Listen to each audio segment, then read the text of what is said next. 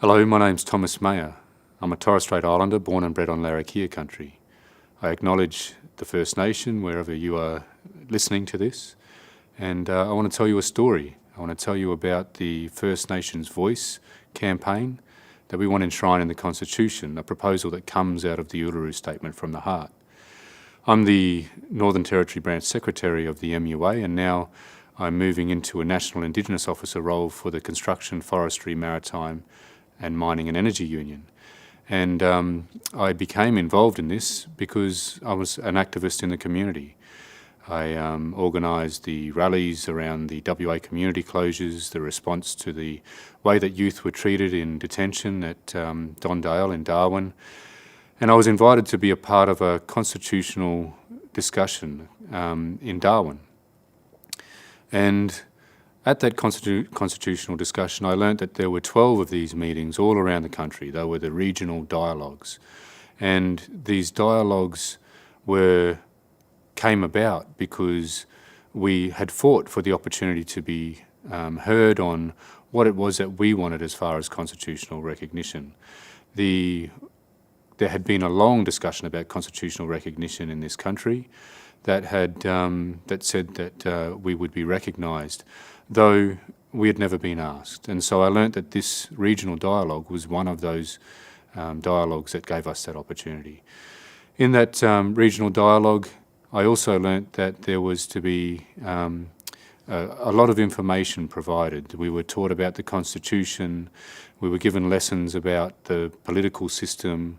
There was a 20-minute film by a woman named Rachel Perkins who told us about the history of our struggle, the aspirational moments in our history since colonisation where we'd tried to change things and had statements and petitions, all dashed against the rocks of political expediency because we learnt that many of those things hadn't been achieved.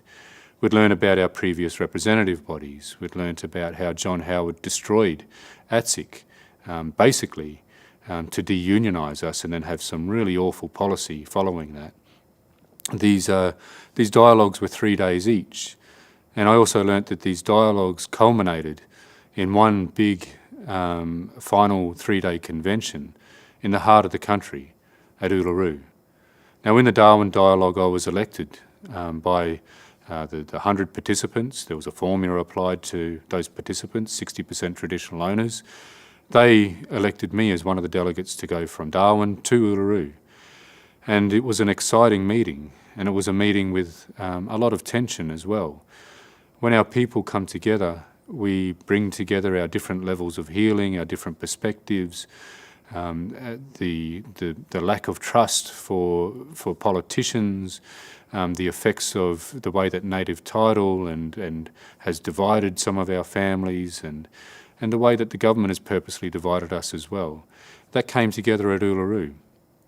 And on the second day at Uluru, 20 of our people walked out, but that was 20 out of 270. And it is normal. We're not homogenous like any other group of human beings. 250 of us remained, continued the second day of discussions, and then on the final morning, the Uluru Statement from the Heart was read to us for the very first time. A woman named Professor Megan Davis read it, and it was a moment that I'll never forget, because when she finished reading the Uluru Statement from the Heart, the entire room, 250 Aboriginal and Torres Strait Islanders from all around the country, stood as one and endorsed the Uluru Statement from the Heart with standing acclamation. Something that I'll never forget, because also in that moment I saw people that had been in passionate debate against one another, embracing each other with tears in their eyes. There were tears of joy and hope. The Uluru Statement calls for 3 things. It calls for voice, treaty and truth. That's a NAIDOC theme this year as well, because those are the proposals out of the Uluru Statement. The voice is extremely important, and it's something that we should understand as unionists. It's a constitutionally enshrined voice. It is about a representative body of First Nations chosen by their people, accountable to their people, that can be unapologetic in the representation of their people. The constitutional enshrinement is really important because the lessons that we learn about ATSIC and our other representative bodies in the past is that we must protect what we build. if we build this representative body, it must be protected by the Constitution, which is like a rule book to the nation. The constitutional enshrinement will also give it the power, the authority, the mandate from the Australian people, because it can only happen with a referendum, a double majority. And that makes it extremely difficult as well. And that's why I think that we need the educators of this country, we need the unionists of this country to understand this and to support this with everything that we have. The Makarrata Commission is the other proposal. That's where the treaty and the truth part is in it. Makarrata is a Yolngu word. It means the coming together after a struggle. It's about process, an ancient process. The Makarrata Commission would supervise a process of agreement making, so it would support treaty making between governments and First Nations. It would also have the responsibility, the resources to conduct national truth-telling, localised as well, to understand what happened to families, what happened to clans, what happened to our First Nations, the massacres, all those awful things, and see that those truths are known and then able to be used. When I say be able to be used, the truth should be leveraged, something else we understand as unionists. If the truth is known, then the voice will be able to ensure that that ends up in outcomes that support our people, that lift us, that give us equality and give us a better standard of life, that close the gap. Because these differences between us, this otherness of Aboriginal and Torres Strait Islanders, cannot be changed until we have a representative body, a national structure that's able to do the truth-telling, that is able to help with agreement making, that is able to stand up against the federal government that has done many awful things to our people. It's a simple principle of unionism, a collective of First Nations. Since the Uluru Statement from the Heart came out in May 2017, the government immediately started to undermine it. They lied about it being a third chamber to Parliament. Barnaby Joyce said that, it was a third chamber to Parliament. Malcolm Turnbull supported that position. Malcolm Turnbull dismissed the Uluru Statement from the Heart in October 2017. He'd barely had time to read it. And it was something that was absolutely disgraceful and disrespectful, because that process and the Uluru Convention was unprecedented. There'd never been a national meeting like it. There'd never been such a wonderful consensus of our people. But we didn't take no for an answer. I travelled the country, myself and other colleagues and comrades. We fought back and we said, we're not accepting no for an answer. Our people poured our hearts and souls into the Uluru Statement from the Heart. We've made these proposals with careful thinking. They are achievable reforms. They are the reforms that we need to change the plight of our people.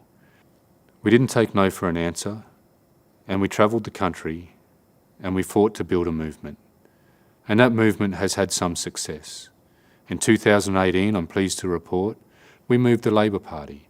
At the end of last year, the Labor Party committed in policy and publicly to support a First Nations voice referendum in the first term of government if they should win. Now we need to make sure that they win. And when they win, and when we go to referendum, we need the entire union movement. We need all teachers, educators, wharfies, construction workers, all of us, to get behind a yes campaign and make sure that this First Nations voice is enshrined so that we can come together as a collective and start to change the problems that we have. The Uluru National Constitutional Convention was an incredibly spiritual moment. There were months and months of consultation with the people in Mutijulu, which is the community that welcomed us. Mutijulu is a little community that wore the brunt of the intervention. It's where the army, the Australian army, was turned against their own people during that anti-intervention. And they are a very resilient people. They welcomed us with ceremony, the 270 of us from all parts of the country. When we first endorsed the Uluru Statement from the Heart, the very first place we went to after we had left the convention was back to Mutijulu, where the closing ceremony was. It was read there and it was received and endorsed with cultural authority. Sammy Wilson, Jama Uluru, was the leader of that ceremony. And the Uluru Statement was embraced by the people. And I say this because there is some misinformation about that.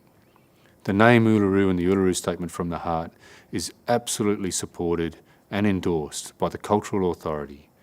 The name Uluru is important because those people gave that name to us because they want this to succeed. And so I encourage people to use that name.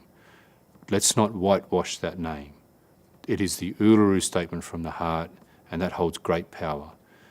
Uluru is behind us, the heart of the country.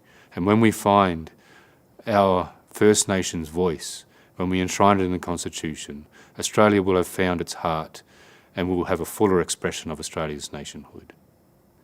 This is going to be an extremely difficult campaign. Referendum are hard to achieve. Only 8 out of 44 have been successful. But we've got the ingredients that we need to win.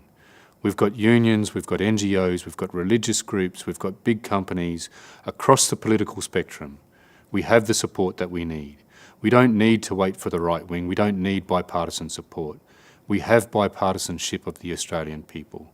There's a great job to do here to educate people, to teach them about the Uluru Statement, to teach them about the importance of the First Nations voice enshrined in the Constitution. But we need to go out there vigorously and do it, because only the people will do it. The Uluru Statement is written to the Australian people, and that is another lesson that we learned. It was not written to Parliament. It wasn't written to a king or queen. We, the Australian people, can achieve this. The Uluru Statement's last words say, in 1967 we were counted, in 2017 we seek to be heard. We leave base camp and start our trek across this vast country. We invite you to walk with us in a movement of the Australian people for a better future. Let's do it, comrades. Let's win this referendum and let's enshrine a First Nations voice in the Constitution.